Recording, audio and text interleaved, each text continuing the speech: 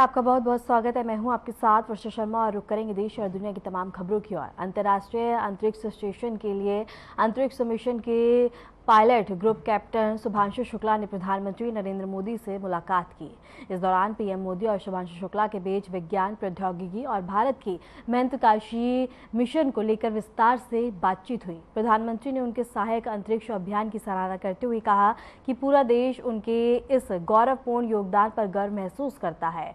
वहीं group captain Shubhanshu Shukla ने अंतरिक्ष अनुभव साझा करते हुए कहा कि वहां का वातावरण बिल्कुल अलग होता है। वहां बता दें कि गौरवतर आकर्षण होती है।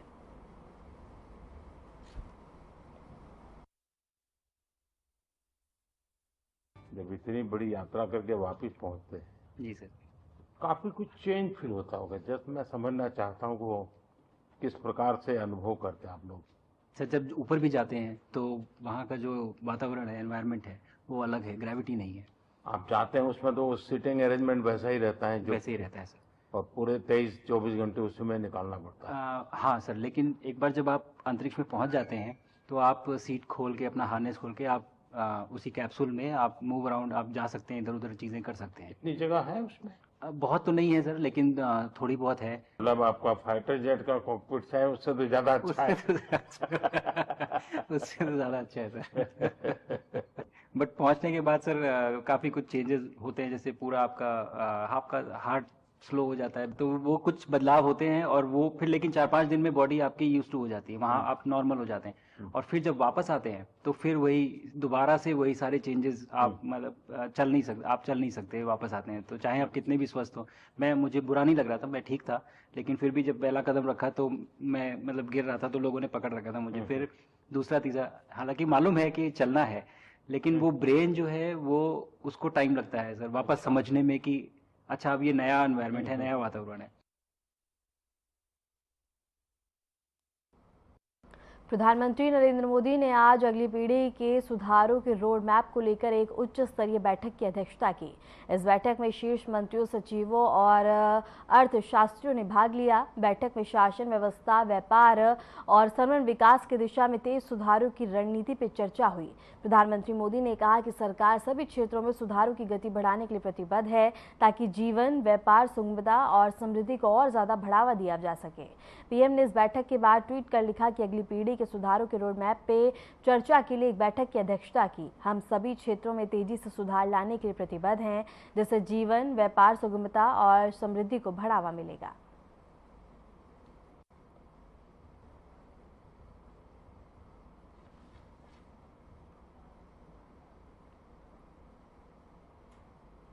और इसके साथ ही बता दें कि मंत्री, सचिवों और अर्थशास्त्रियों ने लिया हिस्सा इस बैठक में, जिसकी अध्यक्षता प्रधानमंत्री नरेंद्र मोदी ने की। पीएम मोदी ने उच्च स्तरीय बैठक की, जहां इसकी अध्यक्षता प्रधानमंत्री मोदी द्वारा ही की गई। इसके साथ ही बैठक के बाद प्रधानमंत्री नरेंद्र मोदी ने सोशल मीडिया प्लेटफॉर्म एक्स पर पोस्ट साझा कर तमाम जानकारी दी।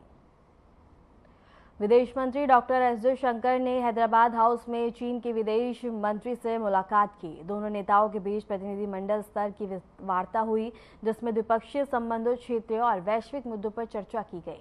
बैठक के दौरान सीमा प्रबंधन, व्यापार सहयोग और आपसी विश्वास बढ़ाने पर भी जोर दिया गया। विदेश मंत्रालय ने उम्मीद जताई है कि यह बातचीत भारत चीन संबंधों को नई दिशा देने में अहम साबित होगी।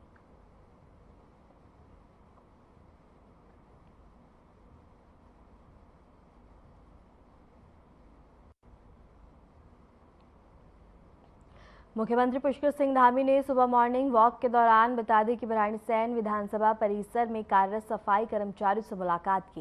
इस दौरान सीएम धामी ने सफाई कर्मियों से उनके भोजन और आवास की व्यवस्था के बारे में जानकारी ली और उनकी समस्याओं को भी सुना। मुख्यमंत्री ने संबंधित अधिकारियों को कर्मचारियों की सुविधा का पूरा ध्यान रखने के निर्देश दिए।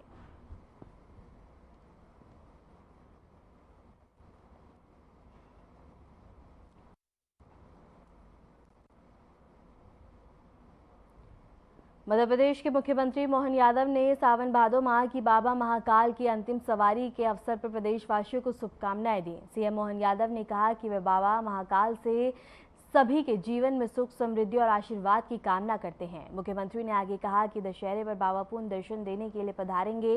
बाबा महाकाल हम सब पर कृपा करें। इस मौके पर उज्जैन में श्रद्धालुओं का उत्साह देखने लायक रहा। भक्तों ने भजन, कीर्तन और श्रद्धा के साथ बाबा महाकाल की भव्य सवारी में भाग लिया। महाकाल की आखिरी सवारी का अवसर पर मैं प्रदेशवासियों को बाबा महाकाल के माध्यम से आशीर्वाद की कामना भी करता हूँ और बाबा महाकाल धूमधाम से इस चराचर जगत के कल्याण के लिए दर्शन देने के लिए पधारे हैं। वैसे सावन हमारा पूर्णिमा से पूर्णिमा पूरी महीने की हर सावन की सवारी पे पूरे देश में महादेव की सवारियाँ निकलती है। इस बाबा महाकाल की उत्तर और दक्षिण दोनों परंपराओं के अनुसार भादवा के प्रत्येक सोमवार अर्थात 2 सोमवार तक सवारी निकलती है। ऐसे में भादवा की सवारी के आखिरी समापन के अवसर पर इस साल की सवारी मान के चलते हैं बाबा महाकाल की सावन की सवारी यहाँ तक आकर विराम लेती है। दशहरे पे फिर बाबा दर्शन देने के लिए पधारेंगे। मेरी अपनी ओर से राज्य सरकार की ओर से बाबा की सवारी में पुष्पांजलि वर्षा भी की गई। धूमधाम से सवारी निकल रही है। बाबा हम सब पे कृपा करे, मैं यही कामना करते हुए प्रदेशवासियों को देशवासियों की बाबा की सवारी की बधाई। रुक करेंगे बड़ी खबर की और एनडीए पार्लियामेंट्री पार्टी की बैठक होगी आज और इसके साथ ही सीवी राधाकृष्ण का परिचय देंगे पीएम मोदी। बैठक में पहुंचे प्रधानमंत्री नरेंद्र मोदी और एनडीए संसदीय दल की बैठक जारी है। लोकसभा राज्यसभा के सांसद इस बैठक में मौजूद हैं। इस वक्त की बड़ी खबर है जहां बता दें कि लोकसभा राज्यसभा के सांसद इस बैठक में मौजूद हैं और इसके साथ ही बैठक में पहुंचे सभी सांसद और इसके साथ ही बता दें कि एनडीए पार्लियामेंट्री बैठक आज और इसके साथ ही बैठक जारी है। इसी खबर पे रुक करेंगे हमारे संवाददाता विजय चौधरी का। विजय, क्या कुछ जानकारी है? वर्षा, आपको बता दें आज संसदीय दल की बैठक है और ये बैठक जो है अहम है और ये बैठक जो पुस्तकालय भवन में होने जा रही है। उनकी जो है आपको बता दें देश के प्रधानमंत्री नरेंद्र मोदी, तमाम जो है बड़े नेतागण भी यहाँ पहुंचेंगे। देश के रक्षा मंत्री राजनाथ सिंह, अमित शाह, तमाम जो है बड़े नेतागण इंडिया गठबंधन के जो तमाम जो है एनडीए के संसदीय दल की बैठक होगी। वहाँ पे जो है आज देश के प्रधानमंत्री जो आपको बता दें जो है पहुंचेंगे और राधा कृष्ण जी जो परिचय करवाएंगे। वहीं जो है कल जो है ये अपना नामांकन दर्ज करेंगे। 21 सितंबर को जो है इनका जो चुनाव होगा इसके लिए आज अहम बैठक करी जाएगी। विजय, और बैठक में क्या कुछ अहम देखने को मिलेगा? सीपी राधाकृष्ण को लेकर भी जानकारी देंगे पीएम मोदी।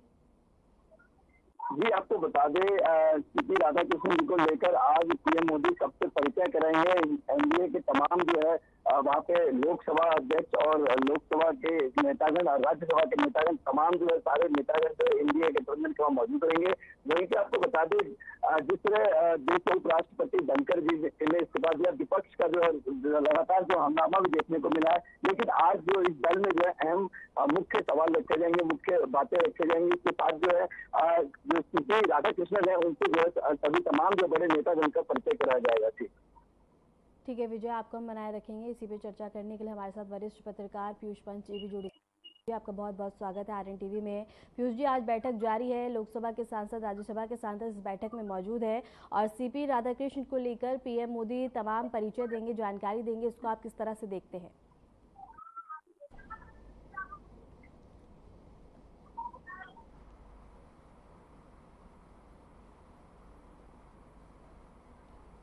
पीयूष जी, आपको आवाज आ रही है? हेलो पीयूष जी, पीयूष जी, आज बैठक जारी है, बैठक का सिलसिला जारी है। राज्यसभा लोकसभा के सांसद इस बैठक में मौजूद रहेंगे और प्रधानमंत्री नरेंद्र मोदी सीपी राधाकृष्ण को लेकर परिचय भी देंगे। आप इसको किस तरह से देखते हैं? नहीं, ये एक फॉर्मेलिटी मात्र है क्योंकि ऑलरेडी जो है बीजेपी पार्लियामेंट्री कमेटी की जो मीटिंग हुई थी उसमें राधाकृष्णन का नाम जो है डिसाइड हो गया था और एनडीए के भी जो घटक हैं उन्होंने भी अपना समर्थन दे दिया था। तो मुझे लगता है ये एक फॉर्मेलिटी है और जिसमें कि ऐसा होता है, प्रधानमंत्री लेके आएंगे, उनका सम्मान करने की भी योजना है और उनको इंट्रोड्यूस कराएंगे क्योंकि ये समर्थन तो दे गए थे एनडीए घटक दलों ने, लेकिन फिजिकली जो है उनसे मुलाकात उस तरह से एक इंट्रोडक्शन नहीं हुआ था। तो वो एक वही समारोह है जिसमें प्रधानमंत्री मोदी खुद जो है कि उनको इंट्रोड्यूस करेंगे और खुद प्रधानमंत्री का इंट्रोड्यूस करने का मतलब है कि कहीं ना कहीं जो है उनके लिए समर्थन को जुटाना बाकी जो भी सांसद हैं एनडीए के उनसे। तो वही है, एक फॉर्मेलिटी है, उसमें बातें होंगी, प्रधानमंत्री एड्रेस करेंगे, वही है, वही सिलसिला चलेगा और उनकी प्रशंसा की जाएगी, बहुत कुछ कहा जाएगा। हालांकि जिस तरह से एक सिलेक्शन हुआ है उस पर भी तमाम चीजें हैं कि एकदम संघ के व्यक्ति को जिस तरह बैठाया जा रहा है पूरी तरीके से, इससे ये एक साफ दिखाई देता है कि भविष्य में भी जो है कि सरकार जो चाहती है कि राज्यसभा के सभापति उसी के हिसाब से चलें, उसी के हिसाब से काम करें और उपराष्ट्रपति जो है उसी तरह का निर्णय लें जिस तरह का जो है कि प्रधानमंत्री या सरकार जो केंद्र सरकार चाहती है। तो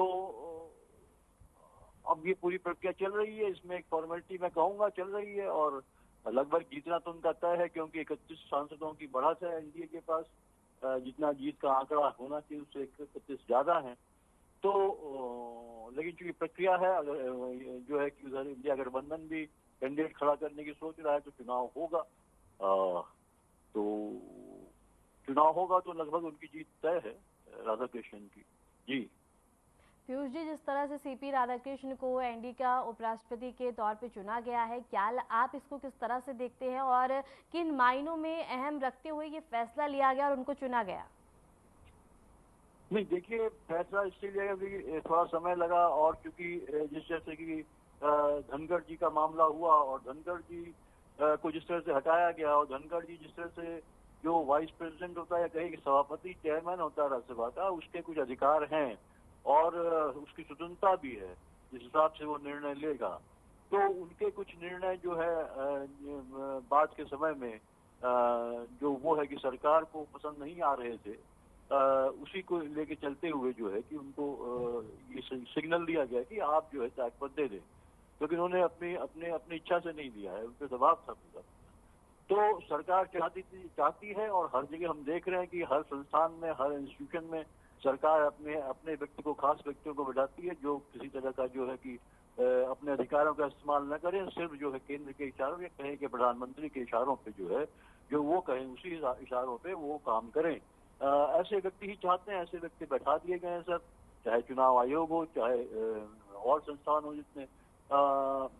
तो इस हिसाब से उनका सिलेक्शन, इसीलिए ये खबर भी थी कि धनखड़ के इस्तीफे के बाद ये बात चल रही थी कि इस बार जो है प्रधानमंत्री मोदी ऐसा व्यक्ति लाएंगे और वो जो कि वो कहीं न कहीं जो है संघ से जुड़ा होगा, ताकि वो जो है कि उनकी बातों को उसी तरह से फॉलो करे जिस तरह से आपके लोकसभा अध्यक्ष करते हैं।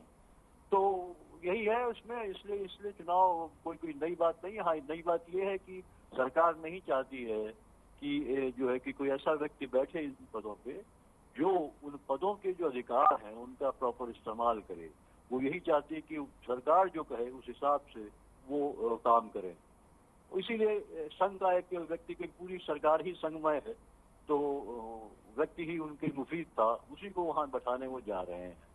आने वाले दिनों में और हम देखेंगे कि किस तरह से जो है विपक्षी दलों के अधिकारों को, उनके बोलने के अधिकारों को या राज्यसभा में सवाल उठाने के अधिकारों को और भी ज्यादा जो है उस पर रोक लगाई जाएगी या उनको अलाउ नहीं किया जाएगा। जी। लेकिन पीयूष जी, जिस तरह से आपने कहा कि जगदीप धनखड़ जी का कार्य लोगों को पसंद नहीं आ रहा था या कुछ भी सहमति नहीं बनती हुई नजर आ रही थी, क्या आपको भी ये चीज लगती है? जी, रिपीट करेंगे? जिस तरह से जगदीप धनखड़ के कार्य को लेकर सवाल उठाए जा रहे थे और उनकी भूमिका को लेकर सवाल उठाए जा रहे थे, क्या आपको भी लगता है कि वो सवाल सही थे या गलत थे? नहीं, सवाल जहां तक विपक्षी दलों को नहीं बोलने देना या उनका माइक बंद कर देना या उनकी बातों को रिकॉर्ड में नहीं ले जाने के बारे में जिस तरह से धनखड़ साहब जो इंटरवीन करते थे, वो निश्चित रूप से कहीं न कहीं सरकार के पक्ष में काम करते हुए दिखाई दे रहे थे। तो उसको लेके जो उनकी आलोचना होती रही, मैं उसको सही मानता हूँ, क्योंकि ये हम सभी को दिखाई देता था किस तरह से वो पार्टीजन रूप में काम कर रहे थे। और उसके बाद जब उन्होंने नॉन पार्टीजन वे में, यही उनके लिए मुश्किल हो गई और उनके जाने का सबब बन गया, जब उन्होंने नॉन पार्टीजन होके काम करना शुरू किया और विपक्षी दलों को भी बोलने का मौका देने लगे और उनका जो रेजोल्यूशन था जस्टिस वर्मा को लेके, उसको उन्होंने एक्सेप्ट कर लिया। क्योंकि वो उनके अधिकार क्षेत्र में का मामला है, उन्होंने अपने को एसर्ट करने की कोशिश करी। वो जो है कि सत्ता पक्ष को नागवार गुजरा, तो वो बात थी। बाकी उनका जो कंडक्ट रहा है तो उसकी तो आलोचना होती रही है, और वो आलोचना बहुत हद तक जो है वो आलोचना सही थी। कि हमने खुद ही देखा जो जो जो जो जो विपक्ष के जो नेता हैं राज्यसभा में, खड़गे साहब, लगा उनका माइक जो है कि किस तरह से बार बार बंद कर दिया जाता था। ये कंप्लेन वो करते थे, कैमरा दूसरी तरफ कर दिया जाता था। ये हम लोकसभा में भी देखते रहे हैं, राज्यसभा में भी देखते रहे हैं। तो उनकी आलोचना होती थी इसके लिए, और निश्चित रूप से होती थी उसमें, और वो बहुत हद तक सही भी था। तो लेकिन बाद के समय में कुछ दिनों में वो जो है कि अपने अधिकारों का इस्तेमाल करने लगे थे, जो एक राज्यसभा के सभापति को करना चाहिए। वही उनके लिए जो है मुश्किल की राह बन गया, और वही उनके जाने का एक सबब बन गया। जी ठीक है पीयूष जी, आपका बहुत बहुत शुक्रिया हमारे साथ जुड़ने के लिए और तमाम चर्चा करने के लिए। एक बार फिर से रुक करेंगे हमारे संवाददाता विजय का। विजय, बैठक में क्या कुछ अहम देखने को मिल सकता है, और जिस तरह से विपक्ष की ओर से आरोप लगाए जाते थे कि जगदीप धनखड़ की ओर से माइक बंद कर देना, उनके बयान रिकॉर्ड ना करना, तो क्या लगता है कि सीपी राधाकृष्ण अब विपक्ष के लिए फायदेमंद साबित होते हुए नजर आएंगे, या फिर वही रवैया दोबारा से रिपीट होता हुआ नजर आएगा?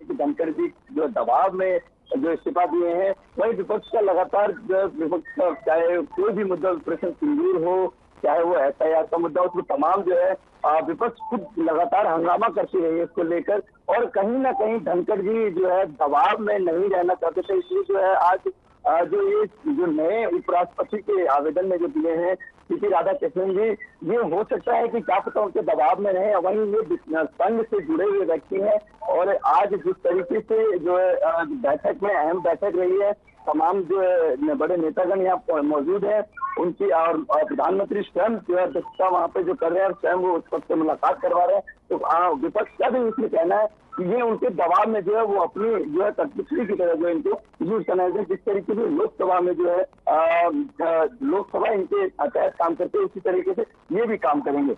वहीं अगर बात करें, धनखड़ जी ने कुछ दिन पहले इस्तीफा देने के कुछ दिन पहले जो है दिल्ली के पूर्व मुख्यमंत्री अरविंद केजरीवाल से मुलाकात की, कई ऐसे विपक्षी नेता से मुलाकात की। ये भी बड़ा अहम सवाल उठता है। जी ठीक है विजय, आपका बहुत बहुत शुक्रिया हमारे साथ जुड़ने के लिए, तमाम जानकारी साझा करने के लिए। मुख्यमंत्री विष्णुदेव साय ने नक्सलवाद को लेकर बड़ा बयान दिया है। सीएम ने कहा कि राज्य में डबल इंजन की सरकार के लाभ में से सुरक्षा बलों का मनोबल मजबूत हुआ है, और पिछले 20 महीनों में जवानों ने जिस मजबूती के साथ मोर्चा संभाला है, उसकी सराहना पूरे देश में हो रही है। सीएम विष्णुदेव साय ने भरोसा जताया कि प्रधानमंत्री नरेंद्र मोदी और गृह मंत्री अमित शाह के नेतृत्व में केंद्र सरकार का 31 मार्च 2026 तक नक्सलवाद को पूरी तरह खत्म करने का संकल्प जरूर पूरा होगा। उन्होंने कहा कि लगातार ऑपरेशनों से सुरक्षा बलों को बड़ी सफलताएं मिल रही हैं, और नक्सलवाद अब अपनी अंतिम सांसें गिन रहे हैं। हमारी सरकार को करीब 20 महीने हो रहे हैं, और 20 महीने में जो हमारे यहाँ के जवान नक्सलवाद के साथ मजबूती के साथ लड़े, आज उसकी तारीफ पूरे देश में हो रही है। डबल इंजन की सरकार है, उसका भी लाभ मिल रहा है, और हमारे देश के माननीय प्रधानमंत्री जी और माननीय गृह मंत्री जी दोनों ने 31 मार्च 2026 तक पूरे देश से नक्सलवाद को समाप्त करने का मतलब संकल्प किया है, और मुझे पूरा भरोसा है कि उनका संकल्प पूरा होगा। लगातार ऑपरेशन हो रहे हैं, ऑपरेशन में लगातार सफलताएं मिल रही हैं, और अब आप सब लोग भी ये स्वीकार करेंगे कि हम लोग की तरफ से बहुत कम कैजुअलिटी हो रही है। नक्सली सारे के सारे न्यूट्रलाइज हो रहे हैं। जो सबसे बड़ा नक्सली था बसव राजू, जिसको सबसे बड़ा माना जाता था नक्सलवाद का, वो भी न्यूट्रलाइज हुआ है। तो एक तरह से नक्सलवाद की कमर टूट गई है। दिल्ली के मोती नगर स्थित महाराज इलेक्ट्रॉनिक्स में देर रात भीषण आग लग गई। आग की सूचना करीब सुबह 5 बजे मोती नगर पुलिस स्टेशन को मिली, जिसके बाद फायर ब्रिगेड और पुलिस टीम तुरंत घटनास्थल पर पहुंची और इसके साथ ही आग लगने के समय इमारत के अंदर 5 लोग फंसे हुए थे। रेस्क्यू ऑपरेशन चलाकर सभी को बाहर निकाला गया और अस्पताल ले जाया गया, लेकिन इस भीषण हादसे में 4 लोगों की मौत हो गई है, जबकि एक व्यक्ति गंभीर रूप से घायल और उसका इलाज जारी है। फायर ब्रिगेड की टीम ने कड़ी मशक्कत के बाद आग पर काबू पाया। फिलहाल आग लगने के कारणों का पता नहीं चल सका। पुलिस और फॉरेंसिक टीम इसकी जांच में जुटी हुई है। 2-3 मिनट में हम पहुंच गए थे। आग लगी हुई थी, एक लाइन तो हमने नीचे लगा दी आग बुझाने के लिए। ऊपर 4 आदमी फंसे हुए थे, हमने खुद जाकर तोड़ के दरवाजा और दीवार और भी निकाले हैं, जिसमें 3 डेड हो गए और एक जीवित है, उसकी भी हालत खराब है। ठीक, 3 तो गुरु गोविंद हॉस्पिटल में है, एक दीनदयाल उपाध्याय हॉस्पिटल। आग किस चीज के शोरूम में थी? महाजन शोरूम था, इलेक्ट्रॉनिक्स, टीवी, फ्रिज, एसी इसका। किशतवाड़ जिले के चौतौसी गांव में आई बाढ़ से हालात गंभीर बने हुए हैं। प्रशासन और एनडीआरएफ की टीमें लगातार राहत और बचाव कार्य में जुटी हुई है। प्रभावित इलाकों में फंसे लोगों को सुरक्षित स्थानों पर पहुंचाने का प्रयास किया जा रहा है। बचाव दल मलबा हटाने और लापता लोगों की तलाश में भी हैं। प्रशासन ने लोगों से शांति बनाए रखने और अफवाहों से दूर रहने की अपील की है।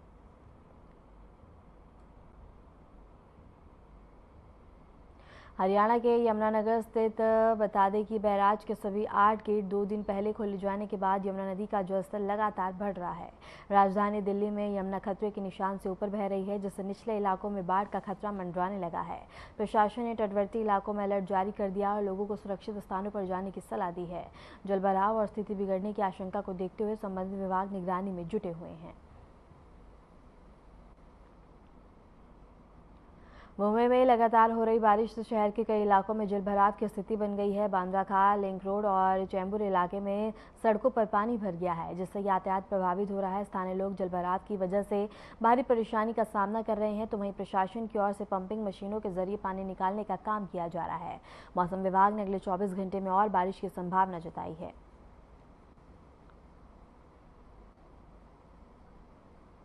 फिलहाल के लिए देश दुनिया की तमाम खबरों में इतना ही। नमस्कार।